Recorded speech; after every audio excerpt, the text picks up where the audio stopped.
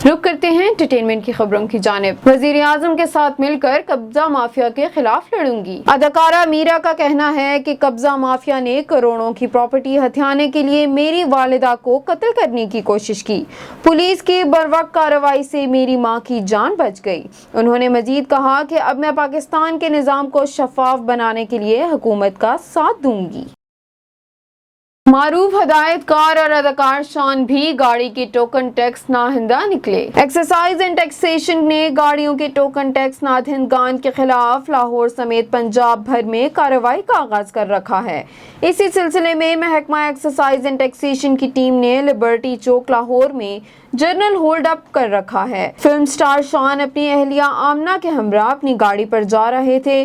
Tax हुकाम ने जब फिल्म स्टार शान की गाड़ी के नंबर को सिस्टम में फीड किया गया तो इंकशाफ हुआ कि शान ने 2 साल से गाड़ी के टोकन जमा नहीं कराए।